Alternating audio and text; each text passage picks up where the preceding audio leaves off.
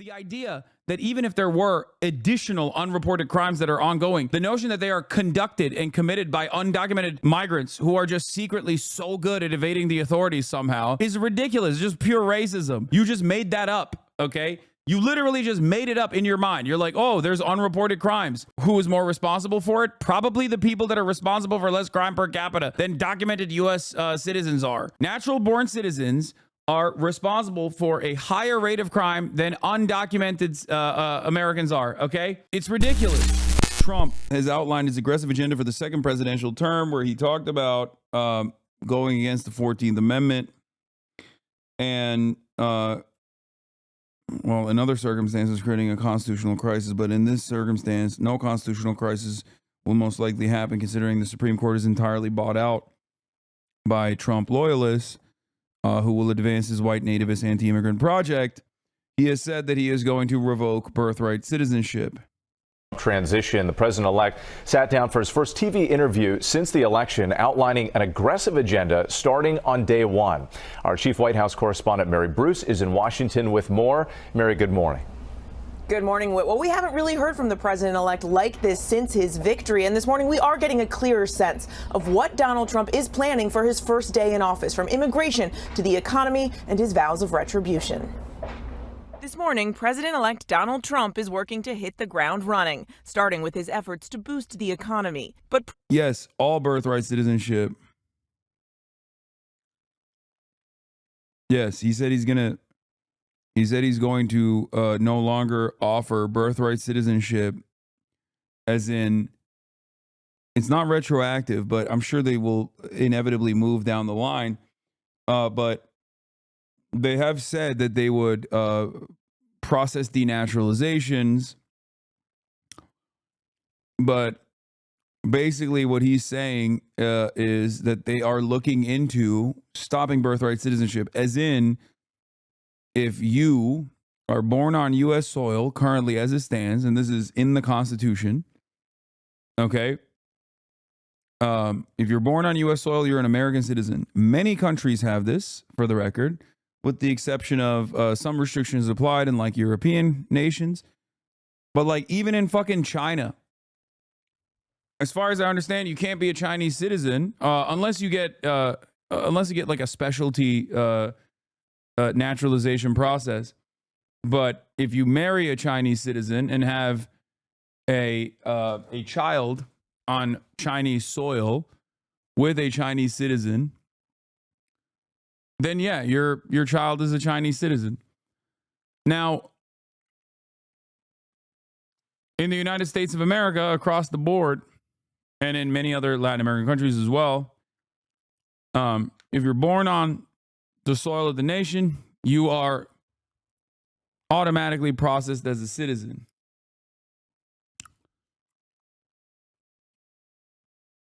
What is this?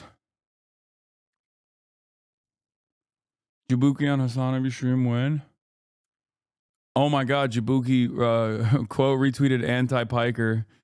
Oh no. Do we really think it's a good idea to tell the world that all you have to do to become famous and loved and have millions of people thirst after you online is kill a healthier CEO? Really, America? Let me hold your hand when I say this. This is a major yikes for me. Hashtag facepalm.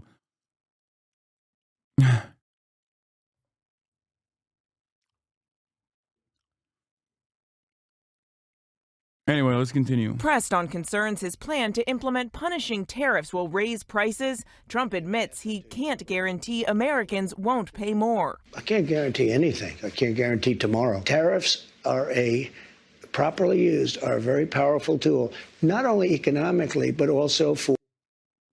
Wait, what? China does not have just a child born on Chinese soil will not be a Chinese citizen unless one parent is a citizen?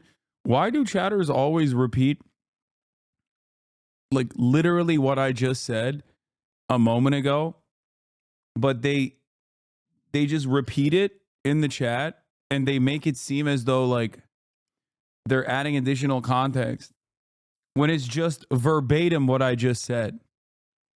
Like verbatim. I don't know if it's like the mobile delay or something.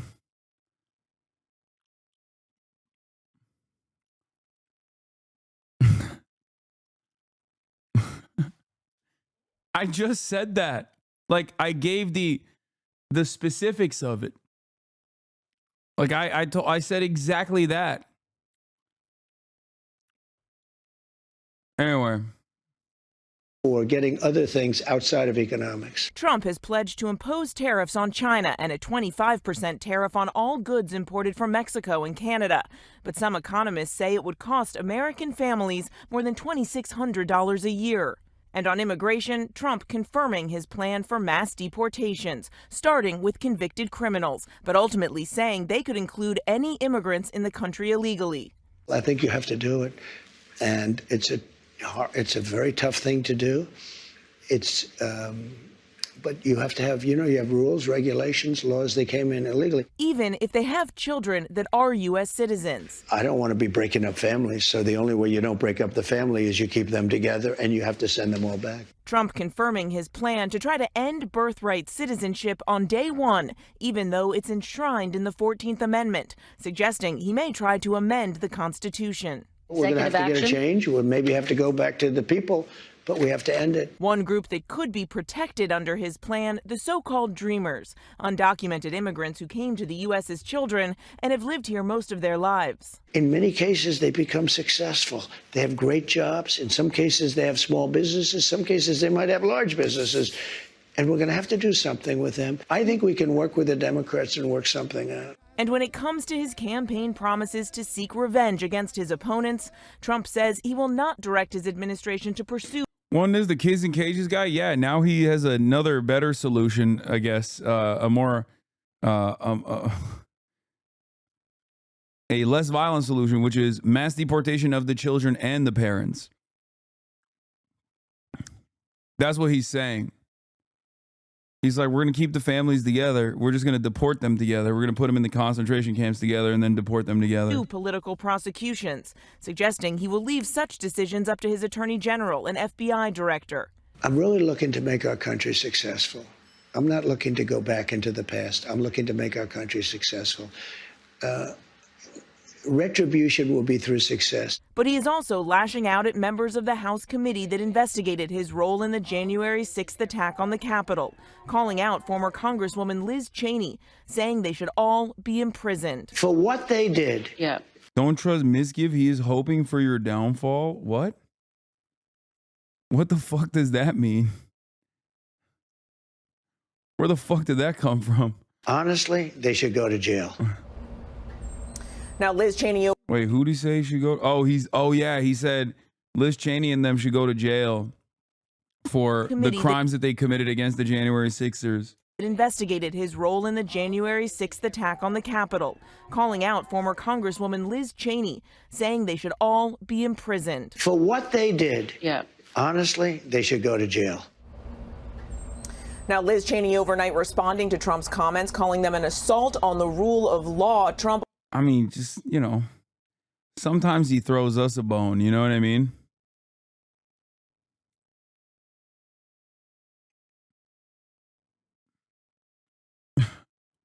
Like, this is like the lock her up conversation around, lock her up conversation around Hillary Clinton. Got me saying rule of law. Also said he would work to pardon the January 6th rioters as soon as day one, and he still will not concede that he lost the 2020 election, even when pressed to do so in an effort to bring the country together and move forward. Robin. All right. Our thanks to you, Mary. President-elect Donald Trump, welcome back to Meet the Press. Thank you very much. Thank you so much for being here. You are the first president since Grover Cleveland to win non-consecutive terms. Mm-hmm. Republicans now have control of the House and the Senate. Right. What do you plan to accomplish in your first 100 days in office? Well, we're going to do something with the border, and very strong, very powerful. That'll be our first signal, and the first signal to America that we're not playing games. We have people coming in by the millions, as you know, and a lot of people shouldn't be here. Most of them shouldn't be here, but we have jails being emptied into our country. We have mental institutions from all over the world being emptied into our country. So we'll be doing that. We're going to be extending within that period, or as soon as we can, the Trump tax cuts, because, they're coming due and they're very substantial for people. And it would be I think it will anger a lot of people, frankly, if we don't get an extension of that. That's what led us to one of the greatest economies ever. And those two things are going to be very vital, very important. We're going to be focusing on crime in the cities.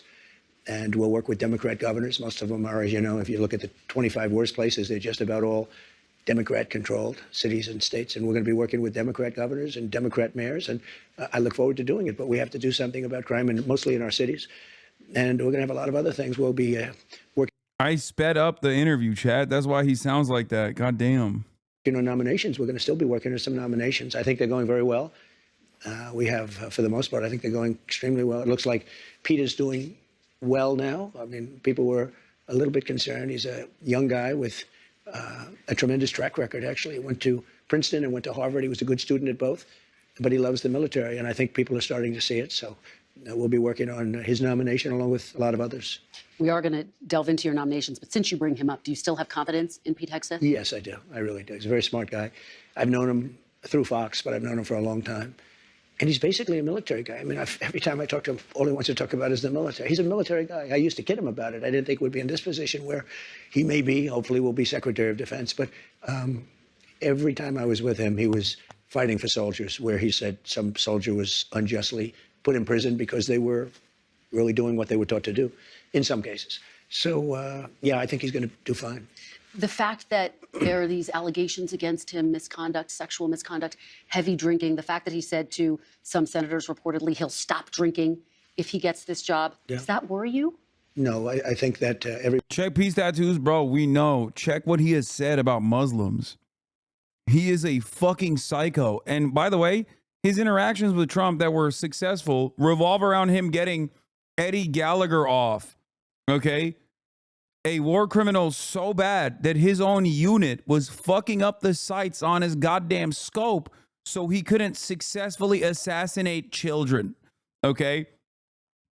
Do you know how difficult it is to investigate a decorated troop for war crimes successfully in the American military? Are you kidding me? You have to be a truly atrocious, a truly heinous sociopath. You have to be a literal fucking serial killer. The entire process of the American military is to get grunts to do horrifying, violent shit. And those guys literally turned around and were like, this dude is a real monster. None of what I'm saying is an exaggeration. Okay? None of what I'm saying is an exaggeration. He literally stabbed a fucking detained ISIS 16-year-old to death while he was apprehended, while he was zip tied.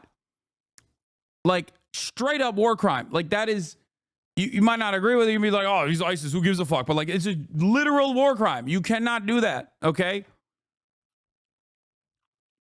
Yeah, his unit reported him because they were afraid of him. And you know what happened? The American military went through the process and then was like, okay, this guy is a real bad guy. This guy is a real bad guy. He's too bad, because our job is to make bad motherfuckers.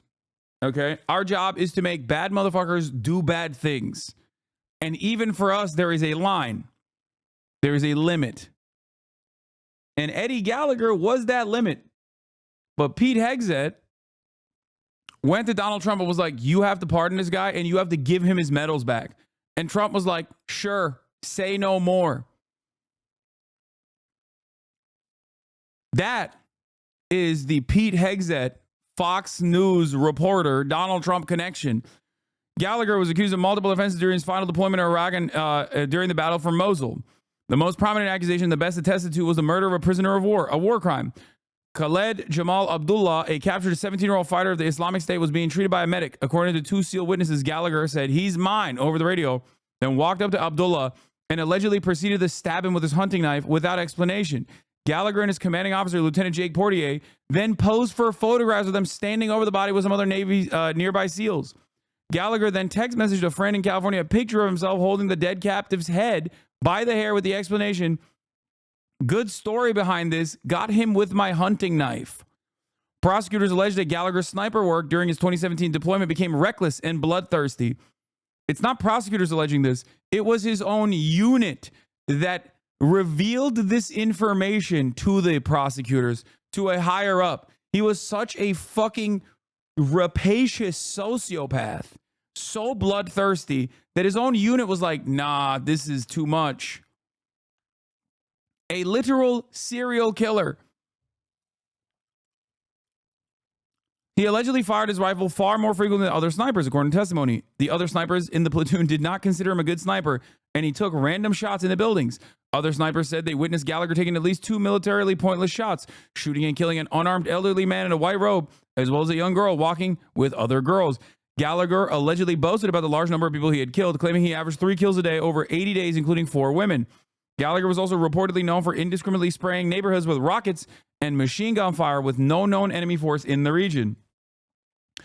A charge of obstruction of justice was brought against Gallagher for alleged witness intimidation. According to the claim, Gallagher allegedly threatened to kill fellow SEALs if they reported his actions. The Navy cited his text messages attempting to undermine the investigation. So all of that aside, they still were able to get him on some of this stuff. This is just like the tip of the iceberg. The case was considered to be difficult because the Navy did not begin a formal investigation for nearly a year after the reports were made. And by then, much of the physical evidence, such as the bodies of those alleged to be killed by Gallagher, were not recoverable, for the record.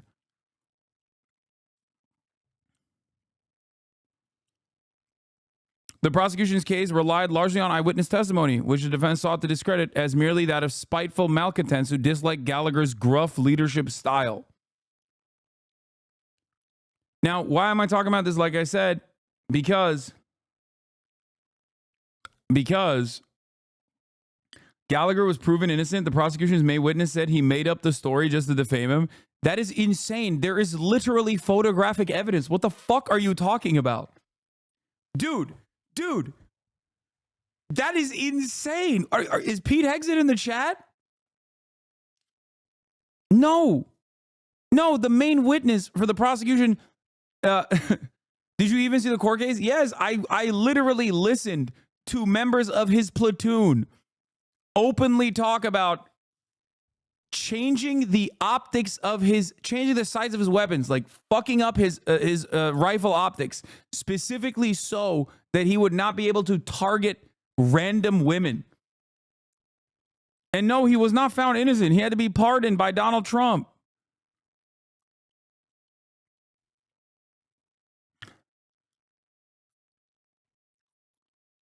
Hunter told reporters that he intended to ask for a presidential pardon if Gallagher was convicted. According to anonymous administration sources, the Justice Department was reviewing Gallagher's case in preparation for a possible pardon from President Trump. This potential pardon was hotly criticized in the Washington Post opinion pages. During a podcast interview, Hunter said that he himself had posed for pictures of dead enemy combatants and American artillery fire had killed hundreds of Iraqi civilians in and around Fallujah. Now, what's really interesting about Duncan D. Hunter is that he's also a criminal. What's really funny about Duncan Hunter, you might remember Duncan Hunter because his offices were raided by the FBI as a part of a criminal investigation agency's computers, other electronics, and financial records because he was mismanaging campaign finance. He was in violation of campaign finance law.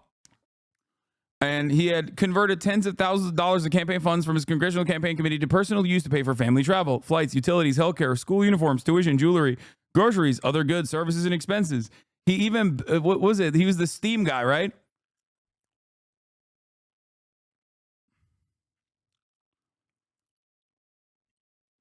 Yeah. Hunter said that he had repaid his campaign approximately $60,000 in 2016.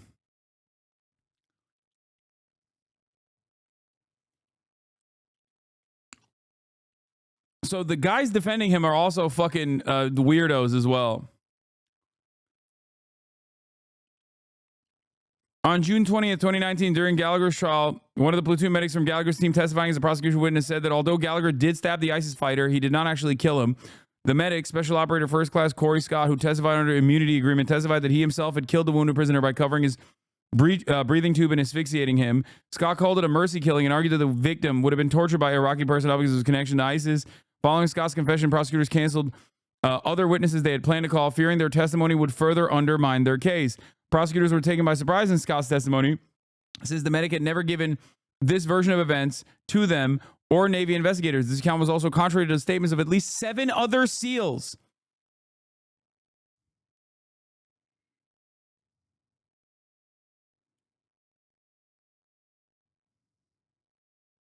From his own platoon.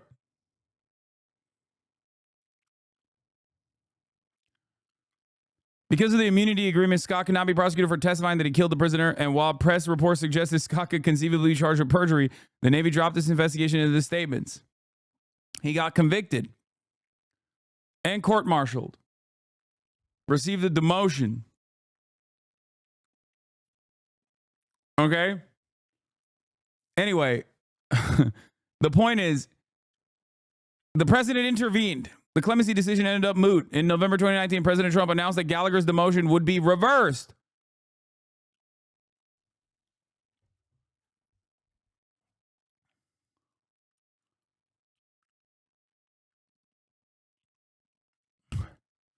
Why did he do this? Well, I'll tell you why he did this. Because Pete Hegseth. Pete fucking Hegseth. Fox News' very own doorbuster, Pete Hegseth, was in Trump's ear and convinced him to pardon and intervene in this process and to pardon Eddie Gallagher, and not only pardon him, but also give his medals. Give his medals back.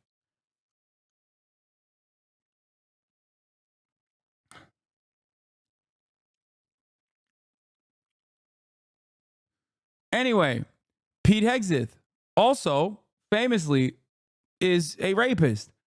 Like, straight up.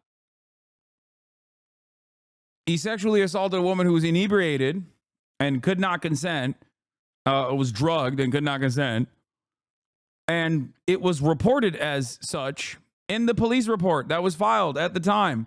He packed it up by, settling out of court, giving money to this person, this victim. Pete Hegseth was such an obvious abuser that his own mom sent him an email. Okay? His own mom in 2018 sent Pete Hegseth a fucking email. Stop lying. What are you talking about?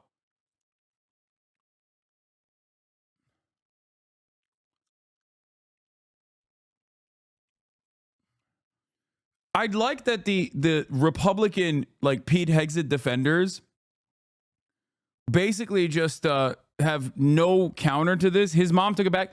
I'm getting there. Okay? But that's not a lie. To say that Pete Hegseth's mother accused her son of mistreating women for years is not a lie. You can't say that's a lie. That literally happened. Like, yeah, and then she said, no, he's different now. He's changed. You can't say that something is a lie when it's just not a lie. That is not a reasonable defense.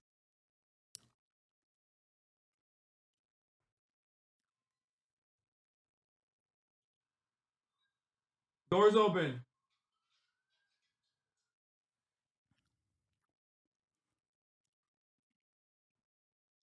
Anyway, I think what is shocking overall is the fact that she even sent this email to her son. Okay? It is shocking that she even sent this email. A mother sending this email to their son is damning enough. Yeah. Now that her son could potentially become defense secretary, she's like, oh yeah, just kidding. He's changed. He's different now. Menajerim geldi baba.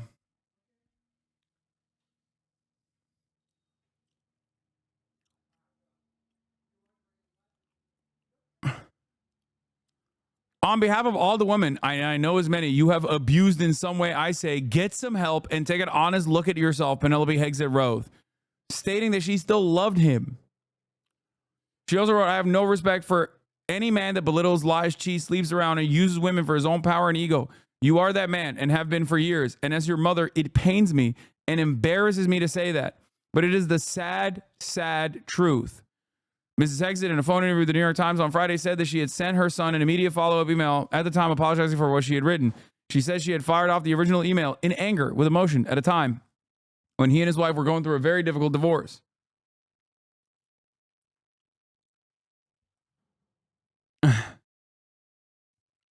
In the interview, she defended her son and disavowed the sentiments she had expressed in the initial email about his character and treatment of women. This is crazy. Like, disappointing your own mother is like is a generational L. Ha? Yok, hayır bilmiyorum. Herhalde getirdi her şey. Evet, evet. Tamam. Kapıyı kapatabilirsin. Did we already discuss the UHC assassin or no? I love when people come in 6 hours and 39 minutes into the broadcast to be like, did you cover the top news story of the day? What do you think we were doing for the past 6 hours and 39 minutes until you arrived at the broadcast? You know what I mean? The answer is no. I refuse to cover it. I'm too scared of covering this story.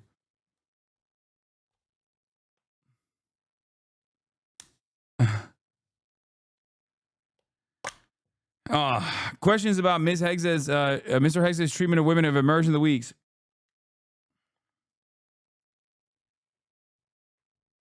Anyway, also Pete Hegseth is a notorious adulterer and a notorious drunk as well. Like, he has had a child out of wedlock with each of the people that he ended up marrying, that he cheated on their former wives, on his former wives with. So, incredible stuff overall. And that is before we get to the many different instances where he said that, you know, Muslims are barbaric, violent monsters who are invading America, and we have to deal with them by mass deportations, or else they are going to bring about Sharia law into this country. And the fact that he is a rabid right-wing Christian nationalist. Anyway, it's Hegseth. He's my wife's cousin. That's crazy. Brown-o-matic. Be safe, chatter. That's a wild... We got a HasanAbi head that's like 1 degree removed from the potential next defense secretary. With a name like Brown-o-matic, too. Just watch yourself around Pete, you know? I'm just trying to get on my right-wing grind.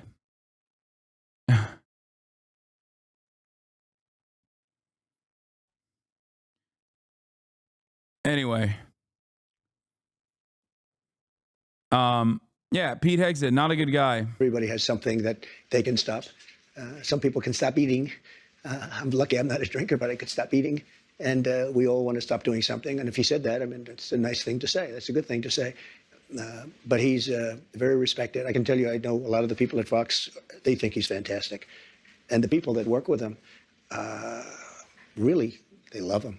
So I think you're going to have somebody that's really terrific. And again, all he talked about with me, I said, you know, you're not really a television guy, even though he did very well, as you know. You're really a military guy. He said, I'm all about the military. And I told him, so he's making a lot of money at Fox. They're doing very well. And I said, you know, if for some reason you don't get this thing, you're not going to be able to go back. And all that money you're making, you can kiss it goodbye. He said, this is all about America. You know, he didn't say, well, let me think about it. Let me discuss it. That's a very big, risky thing he's doing. When he goes and he says, I'm going to give up, you know, millions of dollars in order to possibly become the Secretary of Defense. A lot of people would say it's a great position. It's probably almost no greater position, but a lot of people would say, I have to think about it. He said, I don't have to think about it. All right, we're going to delve into your cabinet picks a little bit later, but I want to delve into one of your signature promises on the campaign trail, which was to end inflation, to lower prices. You are now proposing tariffs against the United States' 3 biggest trading partners. Economists of all stripes say that ultimately consumers pay the price of tariffs. I don't believe Can it. you guarantee American families won't pay more? I can't guarantee anything. I can't guarantee tomorrow. But I can say that if you look at just pre-COVID, we had the greatest economy in the history of our country. And I had a lot of tariffs on a lot of different countries, but in particular China. We took in hundreds of billions of dollars. and we had no inflation. In fact, when I handed it over, they didn't have inflation for a year and a half. They wanted almost 2 years, just based on what I had created. And then they created inflation with energy and with spending too much. So I think we will. I'm a big believer in tariffs. I think tariffs are the most beautiful word. I think they're beautiful. It's going to make us rich. We're subsidizing. It's just, that's not how anything works, but it's okay. Tariffs are a beautiful word. Canada to the tune of over $100 billion a year. We're subsidizing Mexico for almost $300 billion. We shouldn't be subsidizing. Why are we subsidizing these countries? If we're going to subsidize them, let them become a state. We're subsidizing Mexico, and we're subsidizing Canada, and we're subsidizing many countries all over the world. And all I want to do is I want to have a level, fast, but fair playing field. Sir, your previous tariffs during your first administration cost Americans some $80 billion. And now you have major companies from Walmart, Black & Decker, AutoZone saying that any tariffs are going to force them to drive up prices for their consumers. How do you make sure that these CEOs, that these companies don't, in fact, pass on the cost of tariffs to their consumers? They cost Americans nothing. They made a great economy for us. They also solve another problem. If we were going to have problems having to do with wars and having to do with other things, tariffs, I have stopped wars with tariffs by saying, you guys want to fight, it's great, but both of you are going to pay tariffs to the United States at 100%. And they have many purposes, tariffs, if properly used. I don't say you use them like a madman. I say properly used. But it didn't cost this country anything. It made this country money.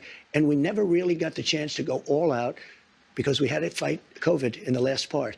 And we did it very successfully. And when I handed it over to Biden, the stock market was higher than what it was just previous to COVID coming in. It was actually higher.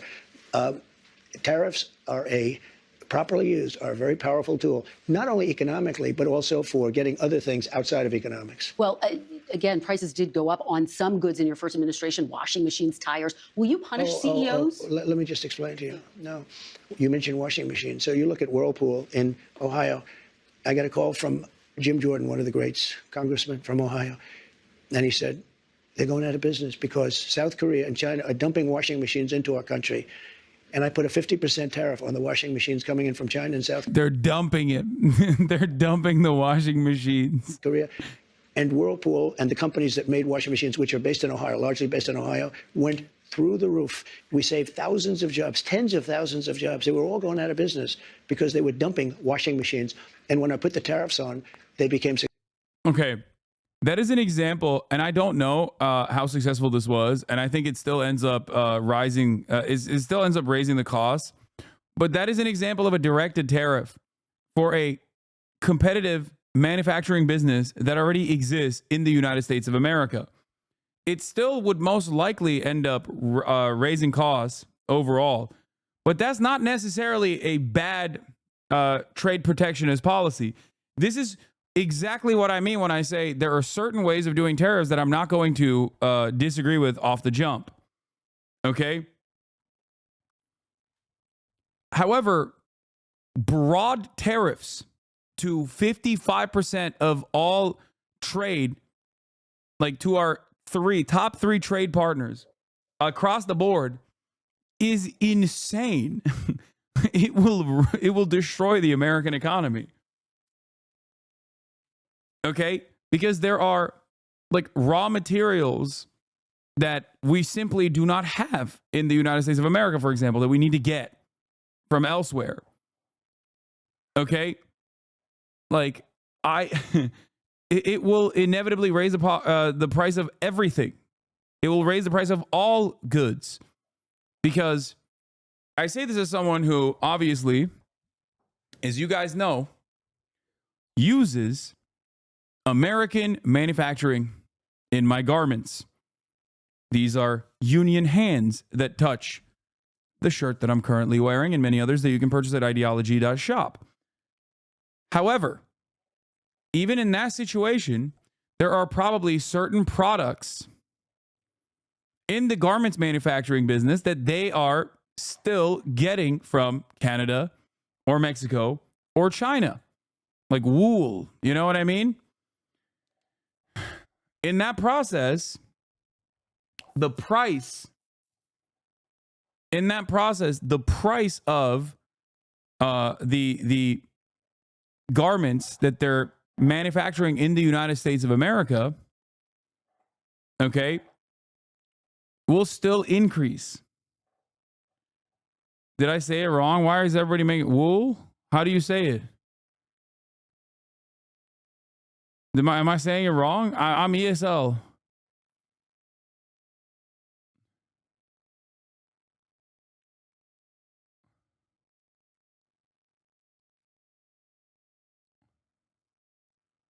What? Okay, whatever. Stop making fun of me. You guys are lame and annoying. Okay, speak 2 languages and then we'll talk, okay? Oh, I'm sorry. I'm sorry that I'm fucking bilingual. Monolingual chatters chirping in the chat. You can't even speak English good enough, okay?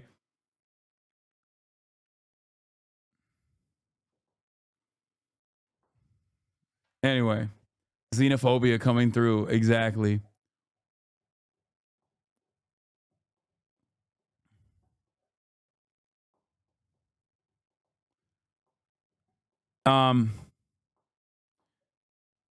Yeah. Speak English well enough. I know. Anyway,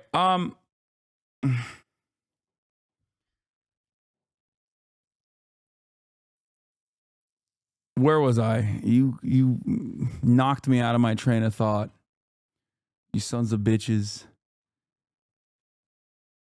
So my point is, even if someone is using American manufacturing, it will still drive up the cost of goods if there's like broad across the board tariffs. Successful businesses. No, it didn't. Not only didn't it cost people, it made our country stronger and more powerful, and it kept jobs. But how do you make sure that consumers don't wind up paying more? Will you punish CEOs who try to pass the cost of tariffs on to their customers? Well, the market's going to take care of it. I mean, actually, the market takes care of it. And if it doesn't, we adjust it somewhat. But in the case of Whirlpool, or let's say companies that made washing machines, they were all being put out of business by the dumping from, in particular, South Korea and China. And when I put the tariffs on, very substantial tariffs, although peanuts compared to what people do to us, what countries do to us, it became a very, very powerful, successful company. Now, let's say I didn't do the tariffs. It would have gone out of business. You would have lost tens of thousands of jobs. And you don't include that in your equation. No, they make a lot of money. I'll go a step further. China bans exports to the United States of gallium, germanium, antimony, and other key high-tech materials. So that means we can get it ourselves from our own USA ground/dirt. Stop relying upon China and foreign countries. Andy Thomas is going to he's going to find it, dude. That's right. You don't understand it, Xi. Xi Jinping, you're on notice. I'm going to make this chip with American dirt.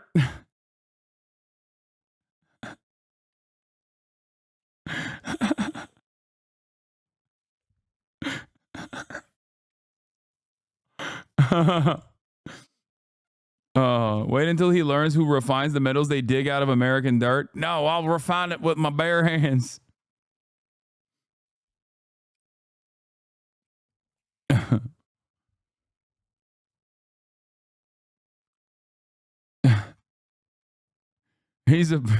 Andy's a prospector. Tariffs are going to make our country rich. Did you go on Timcast IRL today? No, I didn't. And you got a week off. Actually, you know what? I'm just going to ban you. You're fucking annoying. This chatter got 1 day banned for consistently spamming in the chat. Are you going on Timcast IRL tomorrow? Are you going Timcast IRL tomorrow? And then as soon as his ban, because I remember when I banned him, as soon as his ban ended, he waited 24 fucking hours for his 1 day ban to end, immediately to fucking chirp and be like, did you go on Timcast IRL today? He's done. Rich. Tariffs are going to help us pay off $35 trillion in debt. Tariffs are going to make our country safe because China, as an example, doesn't want to play games with us if we're going to do tariffs on them. They don't want to play games. And we have a lot of games being played on us right now. Well, I think, and that takes me to my next question. Yeah. Are you actually going to impose these tariffs, or are they a negotiating tactic? Well, I'll give you an example. With Canada, and in particular Mexico, we have millions of people pouring into our country. You agree with that? I spoke with does she? Both. I spoke with. Does she agree with that? You agree with that? Canada, millions of people are pouring in from Canada. I don't know if she agrees with that. Justin Trudeau, In fact, he flew to Mar-a-Lago within about 15 seconds after the call ended. He was at Mar-a-Lago. We were having dinner talking about it. I said, you have to close up your borders because they're coming in the northern border too a lot. Not like the southern border, but they're coming in the Canadian border a lot. And drugs are pouring in. Almost as importantly, drugs are pouring in. Maybe more importantly, drugs are pouring in at levels never seen before. 10 times. I do respect him committing to the bit because, like, I used to make these memes about, like, you know, shut off the northern border and stuff. And, like, it seems like he's committed to that too. Like, Snow Mexico, you're on notice. I don't know how he arrived at this, but, like, it is pretty funny that he wants to shut off the Canadian border. Respect. Times what we had. He's morally consistent. They're just pouring in. We can't have open borders. And I said to the president of Mexico and to Justin Trudeau, if it doesn't stop, I'm going to put tariffs on your country at about 25%. That's a very substantial tariff. And in the case of, in both cases, but in the case where it was really visible, within 10 minutes after that phone call, we noticed that the people coming across the border, the southern border, having to do with Mexico, they were at a trickle, just a trickle. It was, in fact, I called the border. See, unlike my opponent, I do call the border a lot. And I said, how's the border looking today? They said, there's nobody here. They couldn't believe it. The military stopped these vast groups of people. You know, we call them caravans. But they had caravans of people, and they largely stopped them. Now, they're going to have to continue that. But if they don't continue, and the other thing I told them is no more drugs. And I told that to China, too. I had to deal with President Xi. Had the election been different, I'm going to be very nice because we don't have to get into an argument over 2020. But had the election been different, the result been different, we would have had China giving their maximum penalty, which is the penalty of death, to people that sent fentanyl into this country. But Biden didn't, unfortunately, finish that discussion up. I had an agreement with President Xi, who I got along with very well. We've had communication as recently as this week. And I had communication with him where they were going to give the death penalty to anybody sending drugs into the United States. This week you had that conversation. Not that conversation, but I had other conversations. Okay. But in the past, I've had that conversation. Let me ask you about another aspect of the economy, sir, the minimum wage. The federal minimum wage has been $7.25 since 2009. There are 20 states that still have the federal minimum wage at $7.25. And I actually have a map. 19 of these states actually voted for you, sir. Mm-hmm. And you can see it right here. I don't know if you remember this, but during the debate in 2020, I asked you if you would raise the minimum wage. You said you would consider it. And so my question for you is, now that you are going back to the White House, for these 19 states that voted for you, are you going to raise the federal minimum wage? It's a very low number. I will agree. It's a very low number. Let me give you the downside, though. Yeah. In California, they raised it up to a very high number. And your restaurants are going out of business all over the place. Is it? Huh. I mean, I don't know. What the fuck do I know? I live here. That's crazy. I don't think that's the case, man. Population is shrinking. It's had a very negative impact. But there is a level at which you could do it. Yeah. No, people are escaping California because the minimum wage increased. And not because the cost of living is insane. Specifically, real estate. You know, the one thing that everyone is universally angry about. Okay? But of course, he is a real estate developer, so obviously he's not going to do anything about that. Absolutely. Yeah. What is that level? I don't know. I mean, I really don't know. I can say this. You have a lot of businesses that are open and thriving because of the lower minimum wage. If you raise it too much. Oh, that's why they're Mississippi thriving because the minimum wage is low. States are thriving because of low minimum wage, he said. That's amazing. That's amazing. Amazing stuff. God. This is the real champion, the real populist, the real populist right-winger, folks. He knows what's good for you, okay? You fucking peasants. Yeah.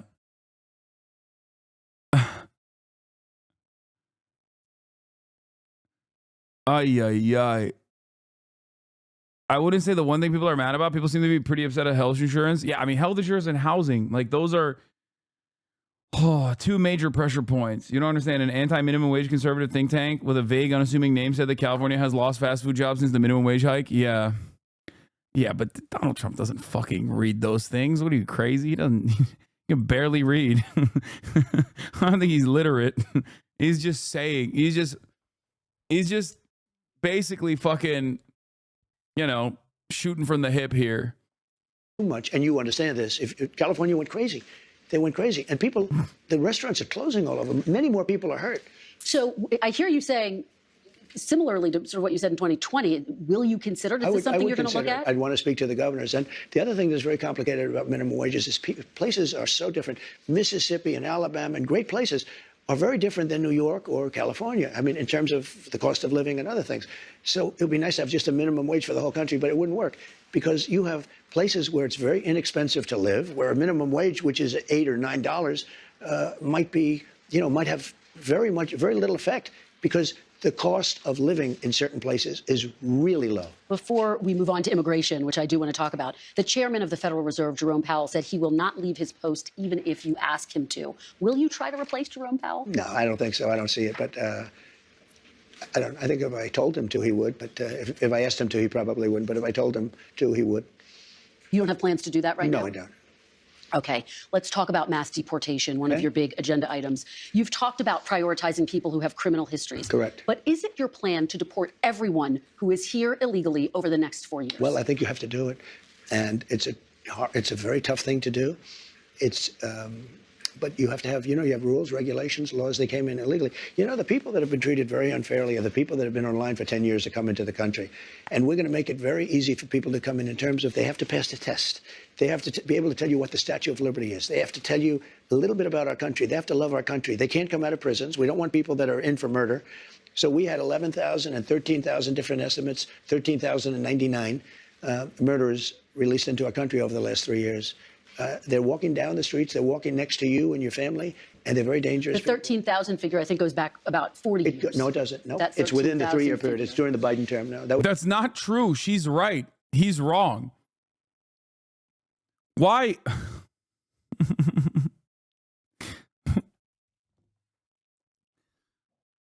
Nothing matters.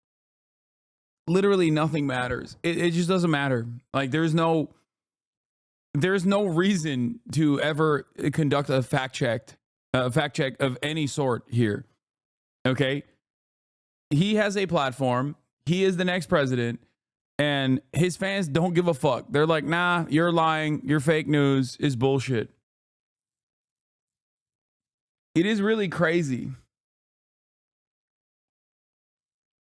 And it's like, what do I always say? Narrative is more important than the truth. And this is yet another clear indication of that, where there is no reason to investigate any further. Whatever he says goes. And this happens in obviously like even daily silliness that we experience here on this broadcast. Like this has become a not necessarily like a right-wing phenomena, but just like something that happens over and over again from very limited and tiny and rather inconsequential experiences that people have on a day-to-day basis, all the way up to the motherfucking president.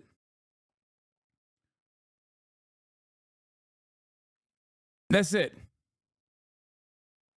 No more live interviews with Trump, only boring clips and analysis like on the HasanAbi broadcast.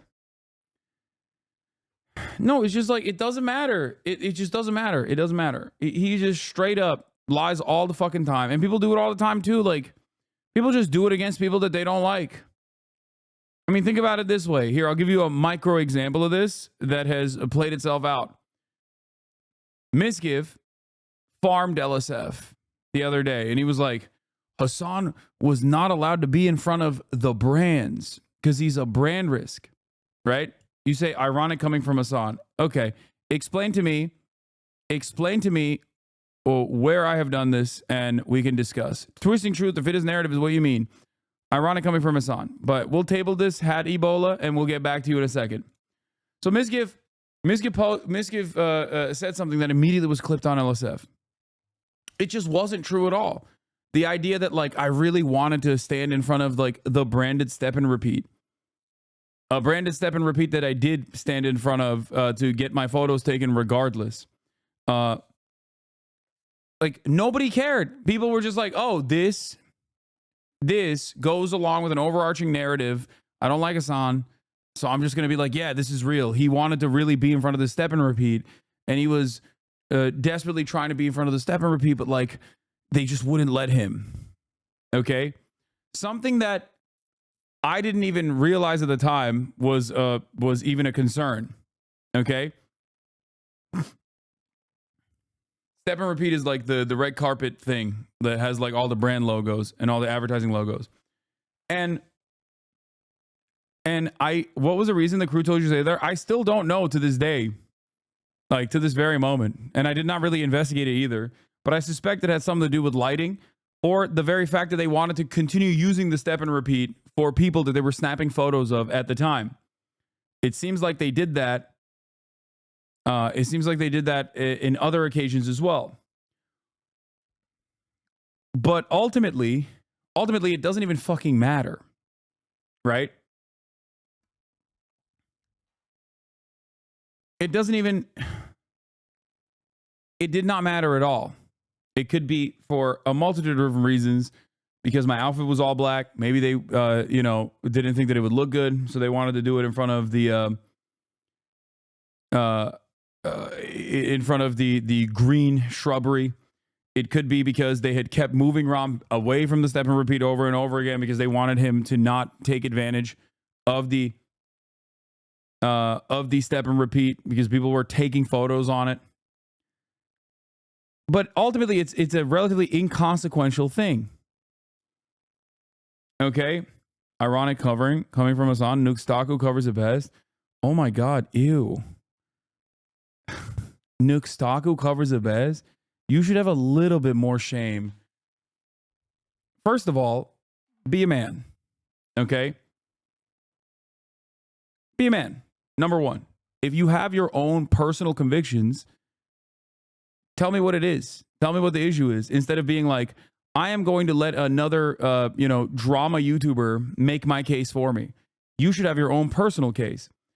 But what makes this even funnier is that the person that you are bringing up is like some fucking weirdo Israel defender and also lolicon enjoyer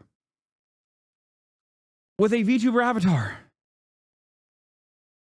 Like, have an independent thought. And even if you're not going to have an independent thought, the very fact that you would point to a guy like this is fucking hilarious.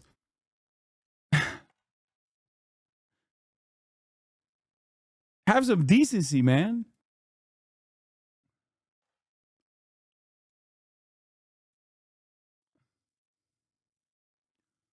You also try to bait people into saying racial slurs via TTS donations. Lots of VTubers had to deal with it. Yeah. The one guy that he pointed to was a VTuber that every other VTuber fucking despises.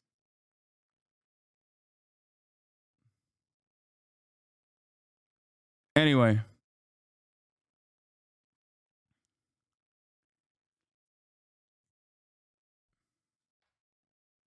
You'll never believe who believed that Miskiv clip and shared it on his podcast today. Let me guess. Ethan Klein, my former podcast co-host, who is dialed in and laser focused on all of the important news stories of the day.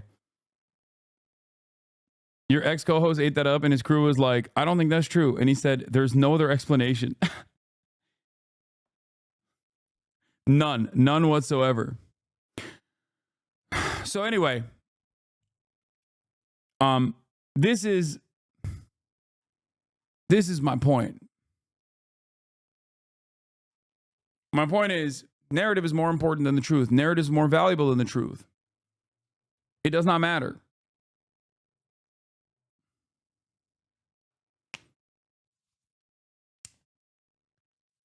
And people, when they realize what the truth is, okay?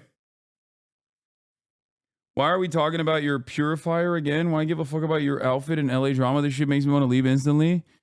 Okay, I don't know if you understand how personal analogies work, but if you want, I can dive into the importance of sometimes covering like minutia that is personally involved, just for, you know, people to understand the broader point here. Sometimes I like to pull it back.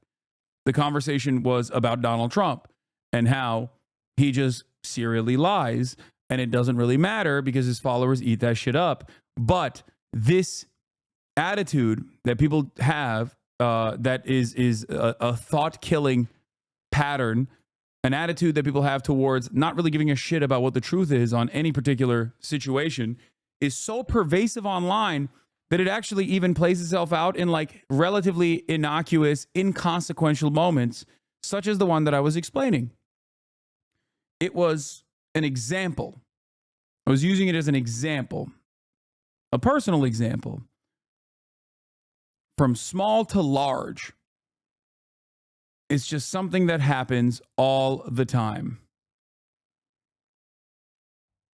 Does that make sense?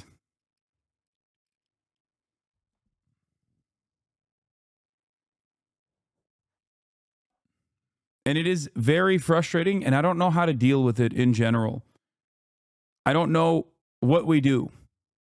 That was a fiction that they put that out. This was done by the Border Patrol. It's 13,099, and it's during the Biden period of time. And these are murderers, many of whom murdered more than one person. You don't want those people in this country. But you're saying something, sir, that's significant. I just want to make sure I'm clear, which is that you're saying, yes, you're going to focus on the people with criminal histories, but everyone who's here illegally has to go. I'm saying this. We have to get the criminals out of our country.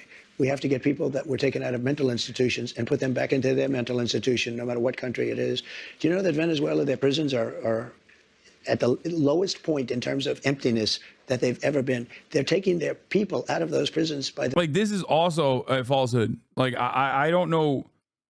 I don't know why he says this all the time. I have no fucking clue where this comes from. It's just a relatively strange thing. It's just another thing that he just says. The thousands, and they're drunk. And just to get back, because I know exactly what you're getting at. Number one, we're doing criminals, and we're going to do them really rapidly. We're getting the worst gang, probably with MS-13, and the Venezuelan gangs are the worst in the world. They're vicious, violent people. And you see what they've done in Colorado and other places. They're taking over, literally taking over apartment complexes and doing it with impunity. They don't care. They couldn't. They just are. They're in the real estate business. You know, the local police say that is not the case in Colorado. Oh, it's totally the case. I mean, I have it on you don't tape. believe the local police. I play it. I used to play it at my rallies every single night. No, they're breaking into doors. They're taking over the building. But sir, you and by the raised way, the point. The police are afraid to do anything. You raised the point. Also not true. That the logistics are But complicated. it doesn't matter. You said yourself you would need everything's 24. Yeah, you mean you need 24 times more ICE detention capacity just to deport 1 million people per year, not to mention more agents, more judges, more planes. Is it realistic to deport everyone who's You have here no choice. illegally? First of all, they're costing us a fortune. But we're starting with the criminals, and we got to do it. And then we're starting with others, and we're going to see how it goes. Who are the others? Others are other people outside of criminals. We have convicted murders. We don't mean people that are even on trial. We have people that have murdered numerous people are on our streets and in our farms, and we have to get them out of our country. What about dreamers, sir? Dreamers who were brought to this country illegally as children. You said once back in 2017, they, quote, shouldn't be very worried about being deported. Should they be worried now? The dreamers are going to come later, and we have to do something about the dreamers, because these are people that have been brought here at a very young age, and many of these are middle-aged people now. They don't even speak the language of their country. And yes, we're going to do something about the dreamers. What does that mean? And what are you going to do? I will work with the Democrats on a plan, and if we can come up with a plan, but the Democrats have made it very, very difficult to do anything. Republicans are very open to the dreamers. The dreamers, we're talking many years ago, they were brought into this country, many years ago. Some of them are no longer young people. And in many cases, they become successful. They have great jobs. In some cases, they have small businesses. In some cases, they might have large businesses. And we're going to have to do something with them. And you want them to be able to stay. That's what you're saying. I do. Okay. I want to be able to work something out. And it should have been able to be worked out over the last 3 or 4 years. And it never got worked out. You know, Biden could have done it because he controlled, you know, Congress to a certain extent, right? He could have done something, but they didn't do it. I never understood why, because they always seem to want to do it, but then when it comes down to it, they don't. I think we can work with the Democrats and work something out. Let me ask you about another group of people, the estimated 4 million families in America who have mixed immigration status. So I'm talking about parents who might be here illegally, but the kids are here legally. Your borders are. You're talking about separation? Yeah, well, I mean, there are two aspects to this. Your borders are Tom Homan said they can be deported together. Correct. Is that the plan? Well, that way you keep well, I don't want to be breaking up families, so the only way you don't break up the family is you keep them together, and you have to send them all back. Even kids who are here legally? Well, what you're going to do if they want to stay with the father? Look, we have to have rules and regulations. How help us make sense of this? He's just saying he's going to do mass deportations with the children in tow. You can always find something out, like, this doesn't work, that doesn't work. I'll tell you what's going to be horrible. When we take a wonderful young woman who's with a criminal, and they show the woman. Yes, Trump did initially give Venezuelans TPS before the 2020 election to win their support. Yes, he did. He added an extra round of TPS extensions to the Venezuelans specifically in the lead up to the 2020 election. This is correct. He hates them now. Woman, and she could stay by the law, but they show the woman being taken out, or they want her out, and your cameras are focused on her as she's crying, as she's being taken out of our country. And then the public turns against us. But we have to do our job. And you have to have a series of standards and a series of laws. And in the end, look, our country is a mess. We have the highest crime rate. And during the debate, a man whose ratings have gone way down, David Muir, said to me, no, crime is, because I had to debate 3 people, not one. Debating 1 was easy. Debating 3 was actually pretty easy, too, if you want to know the truth. But David Muir said, the crime rates have gone down. I said, no, they've gone up. And then the following day, they released the crime rates, and they were way up. Yeah, and the FBI Wait. statistics. Right? You're talking about those FBI statistics. Well, no, but No, that's not correct. No, crime is still down. They literally have not gone up. he gave the wrong answer. confusing based on what you're That's not true. What is she saying? looking at. But a lot of that is migrant crime. Let me ask you about another aspect Because of you this. No, it's not. No, it's not. Crimes that are conducted by undocumented immigrants are just so marginal, so inconsequential in the grand scheme of things. It is ridiculous. As a matter of fact, migrants are, as I always repeat over and over again, more of it is unreported. That is not true. You are wrong. No, there are statistics for that as well. There's data for that as well. Okay, there's a national crime victimization survey. And even that does not have like a massive fucking bump. The idea that even if there were additional unreported crimes that are ongoing, the notion that they are conducted and committed by undocumented migrants who are just secretly so good at evading the authorities somehow is ridiculous. It's just pure racism. You just made that up, okay? You literally just made it up in your mind. You're like, oh, there's unreported crimes. Who is more responsible for it? Probably the people that are responsible for less crime per capita than documented U.S. Citizens are, okay? Natural-born citizens are responsible for a higher rate of crime than undocumented Americans are, okay? It's ridiculous.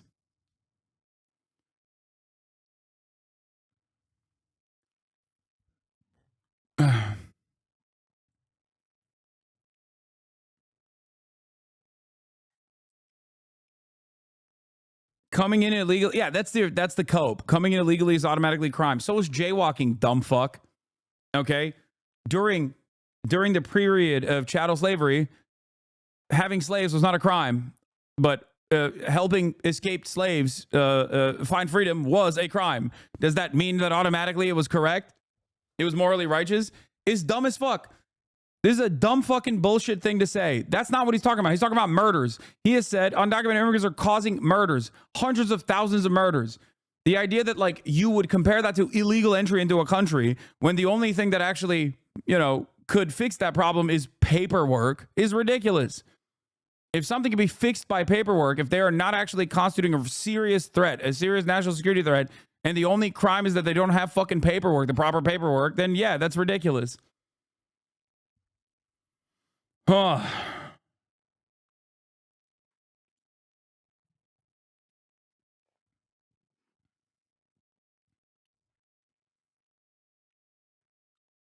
Yeah, Trump is not talking about how these guys are doing movement crimes, okay?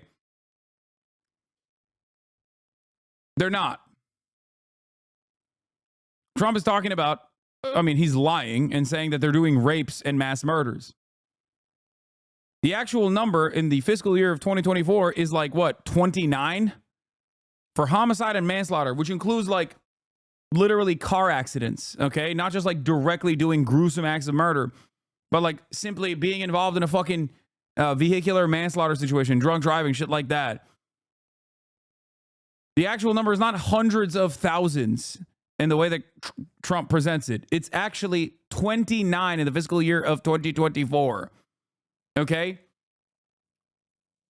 Oh, that's one too many. Well, that's an idiotic fucking assessment. That's not how people legislate. That's not how you're supposed to legislate. You can't just be like, well, I only care about the crimes. You're basically admitting that you don't care when like American citizens do crimes.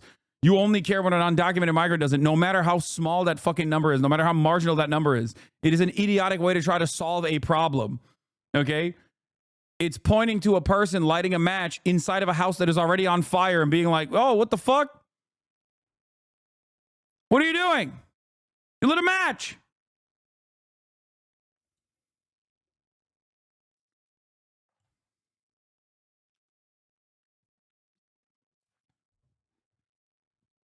Get out illegals. Democrats safe house is over. Really? I hope your car gets totaled by an undocumented person with no insurance. I like that. I hope your car gets totaled by an undocumented person with no insurance like mine did. And you pay out of pocket like me. What the fuck? Breaking the law. Illegal status is breaking the law. What the fuck? Ironic, because if that person wasn't undocumented, because my advocacy is that that person gets the proper paperwork, then they would have insurance, you dumbass.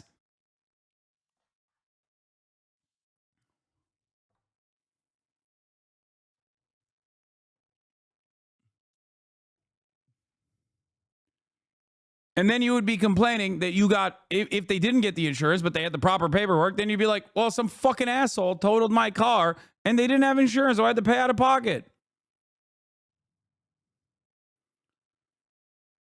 But of course, when we go back to the brain trust here, okay, Hamas killed Palestine.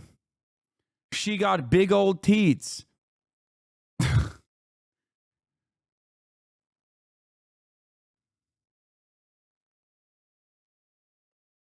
Oh no.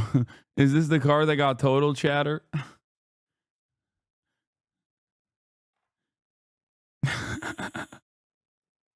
Benji Longrod, brother. I'm on banning this guy. I want to hear what other fucking incredible moments he has.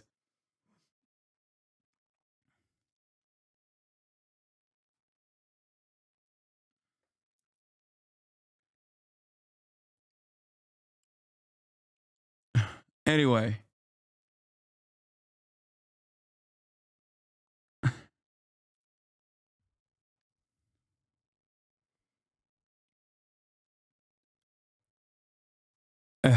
It's awesome. God, I love hogs. You know, a lot of it's migrant crime. Well, let me ask you about another aspect of this that I think a lot of people are really curious about. I mean, 3% of the people who are here illegally have criminal histories. But in your first administration, you had the zero tolerance policy, where we did see family separations. Yeah. You ended it. The purpose of that, though, to some extent, you talked about this at the time, was deterrent. You also had it with Obama. You do know that. He didn't have a zero tolerance policy. And you also know he built the jails for children. He didn't have a zero tolerance policy. But in 2014. What the fuck is this? I like you, Hasan. I hate this divide between Jew boy and Turk boy. Okay, that's an insta ban. All right, pretty good. He built the jails, you know that. I want to ask you about the zero tolerance policy. I mean, he didn't have a systemic, we're going to separate families. Families were separated when parents were a threat to the kids. We don't have to separate a family. Excuse me, Kristen. Yeah. We don't have to separate families. Yeah. We'll send the whole family very humanely back to the country where they came. That way the family's not separated. So no more family separations. You're not reviving the zero tolerance policy. It depends on the family. The family may decide to say, I'd rather have dad go, and we'll stay here.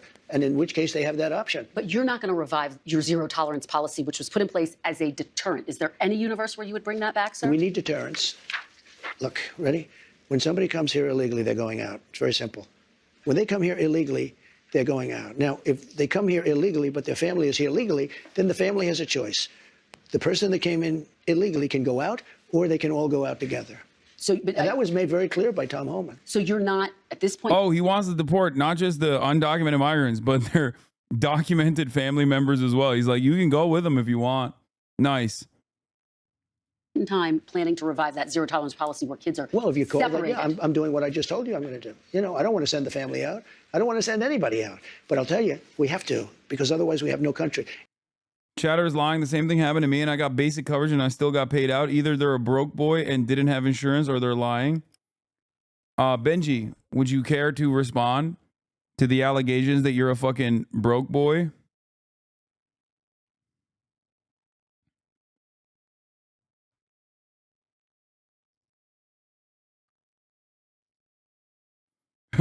Benji's like, I was drunk driving.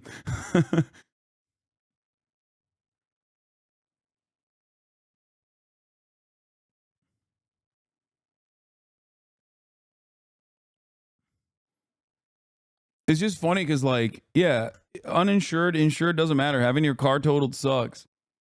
But the quickest way to make people hate you is just being a fucking racist asshole. I'm broke as fuck. Why do you think I'm mad about getting hit by a driver with no insurance? Yeah, the problem here is getting mad that someone with no insurance hit you and totaled your car, and that you didn't actually get the, you weren't able to get your insurance company to give you the proper coverage because they're massive pieces of shit. Okay? You should get mad at the right people. You should get mad at your insurance company instead of getting mad at 13 million people across the board and imagining that they have wronged you personally. Okay? Because you know who's probably just as broke as you, if not as broke or more broke? The fucking undocumented guy. So instead of getting mad at the fact that your insurance company generates profits by specifically denying you the coverage that you most likely fucking paid for, but hiding that in the fine print, you literally turn around and you're like, oh, it's the undocumenteds that are the problem here. This is how it works. This is how dummies like you, who are victims of circumstance, get caught up in the anger and resentment. And instead of directing that anger and resentment at the appropriate vectors that are causing you the fucking harm, you literally turn around and you're like, nah, dude. There's still a way to come into this country legally. Why are we ignoring that? No one is ignoring that. The average time frame for someone to legally be able to come into the country requires a shit ton of money and a shit ton of time. Some people don't have that money nor the time. My argument is make it not as costly and make it fast. That's the point. So unless you fucking agree with me on that front, okay, there is no disagreement here. Oh, so go ahead. What do you have to say if to my argument that yes, the current process is unimaginably costly and incredibly long, incredibly complex system where you need to get lawyers, pay lawyer fees. Okay, there you go. Yeah, pass the test and come on in. Okay, great. And that is what your advocacy should revolve around, not the fucking forcible mass deportation. No, that is not the law. That is not the law. I'm describing to you how shitty of a process this is. The test is not offered to every single person. This is what you don't understand. And this is what the issue is. Many Americans, I think, can be reasoned with, but they refuse to recognize that that is not the current order of business. Okay? It takes a fucking decade for some people to become American citizens the right way. Okay? If you were to actually make that process faster, then there wouldn't be this many issues. You're still mad at this undocumented migrant and placing the blame on every single person that's come into this country. Okay? If we don't have borders, and if we don't have voting, good voting, fair voting. I'm from Turkmenistan, became a U.S. citizen in 2018, came to the U.S. with family in 2004. We spent about $10K on all paperwork for the green card and citizenship. You know, they're still counting votes in San Diego, California. Listen, they're still counting the votes. This is almost 4 weeks. They're still counting the votes. If we don't have fair elections and honest voting and machines that work quickly, you know, if you had paper ballots. I literally explained this to my Catholic 90-year-old grandma. She altered her opinion dead ass. Thank you, Hasan, for the words to use in my argument. You're welcome. Every election will be over by 10 o'clock in the evening. So, let me ask you. You understand what I'm saying? Let me, before we get and to... you get a much more accurate count. Before we get to... Does Benji know that a lot of illegal immigrants actually enter the U.S. legally? I doubt it. 52% of migrants that come into the... 52% of migrants that are undocumented on U.S. soil actually come in with a visa. They're visa overstayers. One of the most famous examples of this is obviously Elon Musk. Elon Musk was in violation of his visa when he dropped out of, I believe, Stanford and lied on his forms as well. So I guess I will make one exception for deportation. I'm an advocate for deportation of one undocumented immigrant, just one, and that's it. We satiate the thirst that the masses have for this rather cruel practice, and then, you know, win-win for everybody. We rid the nation of the scourge of Elon Musk, and we also forcibly seize all of his wealth. I say that's a good idea. Repatriation, or not repatriation, of fucking nationalize all of his industries, all of his businesses.